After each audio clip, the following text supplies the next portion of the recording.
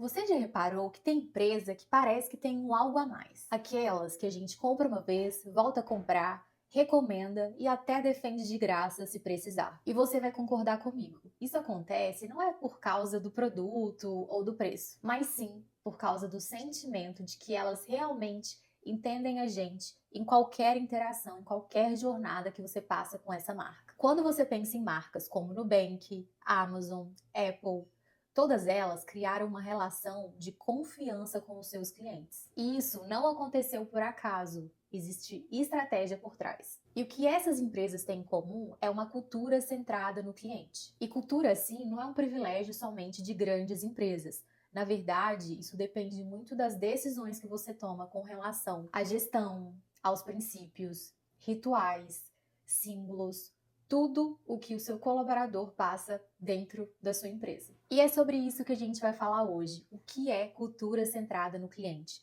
Como construí-la na prática e o que muda quando uma empresa decide realmente colocar o cliente no centro das decisões. Para quem ainda não me conhece, eu sou Gabriela Amaral, fundadora da Nexa e expert global em Customer Experience e transformação digital.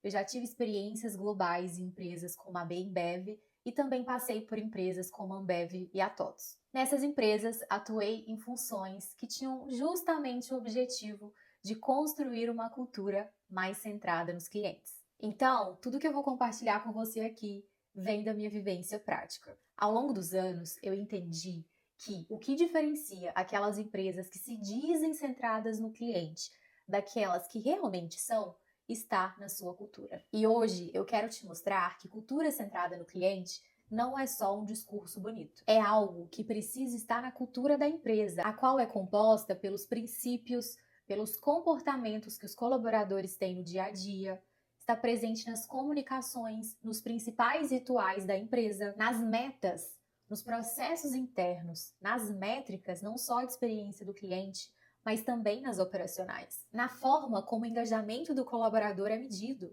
e até mesmo nos reconhecimentos e incentivos da empresa. Então, se você é um empresário ou um profissional de experiência do cliente ou de RH e quer entender como construir uma cultura centrada no cliente, que não fica só no discurso, mas que acontece na prática, fica até o final, porque eu vou te mostrar passo a passo como isso se constrói. Vamos começar desmistificando uma coisa. Cultura centrada no cliente não é prestar um bom atendimento ou responder o cliente de forma simpática nas redes sociais e redes públicas.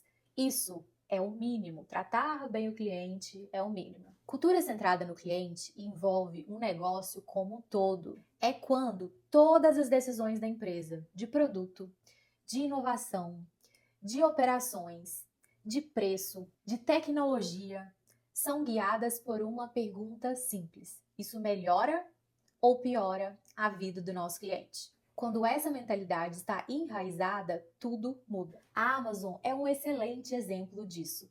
Jeff Bezos sempre dizia: comece pelo cliente e trabalhe de trás para frente. Foi com essa filosofia que a empresa priorizou conveniência, facilidade, rapidez, simplicidade. E o Nubank também trilhou esse caminho, só que com um olhar mais voltado para a realidade e necessidades brasileiras. Cortou a burocracia dos grandes bancos e simplificou tudo. Essas empresas já provaram. Colocar o cliente no centro é uma decisão estratégica, não é uma simples ação de atendimento ou de marketing. Mas como a cultura centrada no cliente acontece na prática?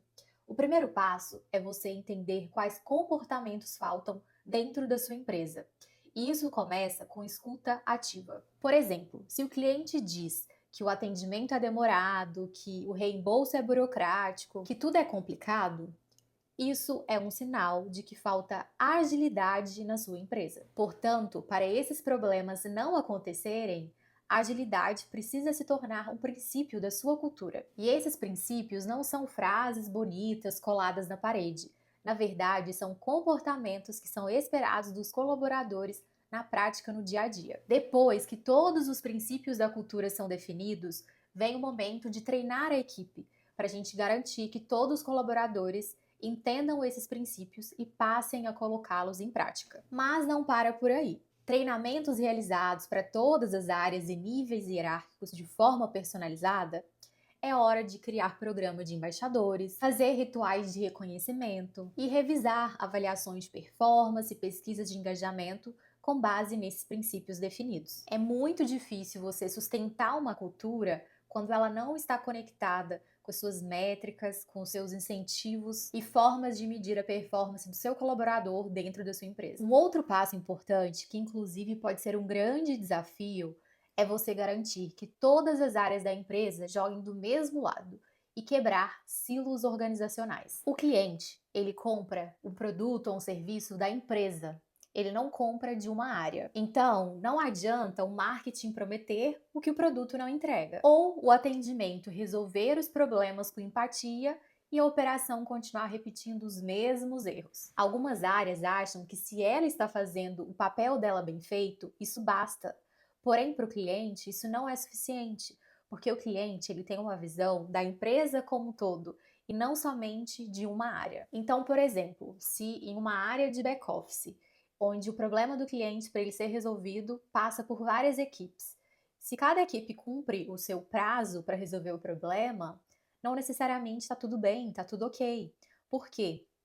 Porque se o prazo de cada área for 5 dias e esse cliente passar por 3 áreas, no total, o cliente ele não está olhando se a área A concluiu o passo dela em 5 dias. O que o cliente percebe é que demorou 15 dias para resolver o problema dele. Quando esse tipo de coisa acontece, o cliente sente o atrito e a confiança dele com a marca e a lealdade pode se quebrar. E vocês sabem, leva muito tempo e muito esforço para ganhar a confiança do cliente.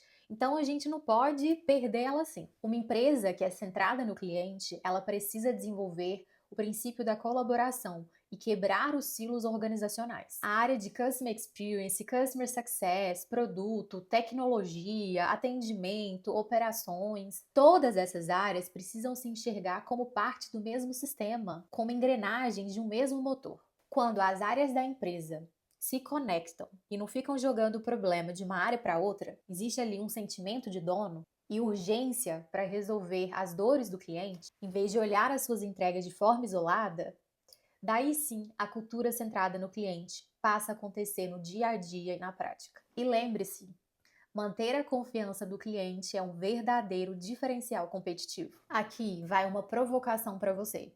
Ninguém sustenta uma cultura centrada no cliente somente dependendo da motivação dos colaboradores. Portanto, para sustentar a cultura centrada no cliente no longo prazo é fundamental. Todos tenham clareza dos seus papéis, que os processos sejam bem definidos e meçam o nível de fricção que ele causa para o cliente, que as regras de negócio sejam claras e as decisões sejam tomadas com base no que faz sentido para o cliente. E os indicadores-chave, eles devem considerar não só o que é bom para o negócio, mas também para o cliente. Não adianta nada a gente esperar que o colaborador tenha um mindset centrado no cliente se no dia a dia as metas dele vão contra isso, os processos não estão alinhados com isso, a forma como ele é medido vai contra isso. Então, se for necessário, vamos ter sim que revisar indicadores, revisar processos, revisar regras de negócio. Tudo isso para garantir coerência. E também entendo que para uma empresa não basta ser centrada no cliente se essa empresa não tem lucro.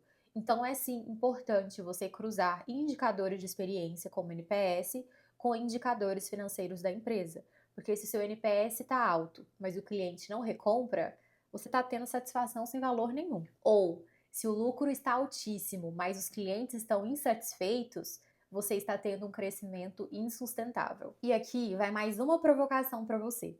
A cultura centrada no cliente, ela tende a acontecer mais rápido se ela for cascateada de forma top-down, da alta liderança para os demais colaboradores da empresa. Eu gosto muito de usar essa analogia aqui para explicar a cultura centrada no cliente. Pense na cultura brasileira. O que nos caracteriza como brasileiros? Provavelmente você pensou no nosso jeitinho, na nossa alegria, na nossa hospitalidade, na nossa informalidade. Agora, faz um paralelo com a cultura da sua organização.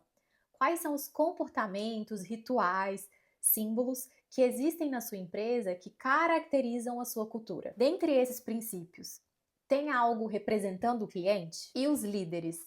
Eles colocam isso em prática? Eles dão os exemplos para o seu time? Nós sabemos que em algumas empresas, para você evoluir a experiência do cliente, é necessário investimento, algumas vezes mudanças de estruturas, algumas vezes criação de novos indicadores ou revisão de indicadores existentes. Agora, você imagina se toda vez que a gente precisar de uma aprovação para fazer esse tipo de mudança, que é estratégica, a gente tiver que convencer a liderança de que o cliente é importante. Demoraria muito mais do que se essa liderança já possuísse um mindset centrado no cliente e cascateasse essa cultura para todos os colaboradores. Então, repito, a cultura, quando cascateada de forma top-down, tende a acelerar os seus resultados com relação à experiência que você vai oferecer para o seu cliente. Eu espero que, se você chegou até aqui, você tenha entendido que uma empresa com cultura centrada no cliente não é romantismo, é estratégia. Quando você entende isso, o seu negócio cresce de forma mais sustentável, você constrói uma reputação duradoura e atravessa crises com resiliência, porque os seus clientes, eles confiam em você. E se você quer começar a criar essa cultura centrada no cliente hoje, comece ouvindo, praticando a escutativa. Ouça os seus colaboradores, ouça os seus clientes e transforme cada aprendizado em comportamento. É assim que se cria uma cultura que é forte, que fideliza e que impulsiona o crescimento dos negócios. Bom, espero ter te ajudado, que você comece a colocar esse conhecimento em prática hoje mesmo. E se você quer se aprofundar nesse tema de cultura, aqui na descrição desse vídeo tem um link para uma matéria do nosso blog sobre esse mesmo tema. E lá eu deixei um presentinho para você que pode te ajudar muito na hora de colocar todo esse conhecimento em prática. E se esse conteúdo te ajudou, deixe o seu like e compartilha com outros colegas da área de experiência ou sucesso do cliente. E eu te vejo no próximo vídeo.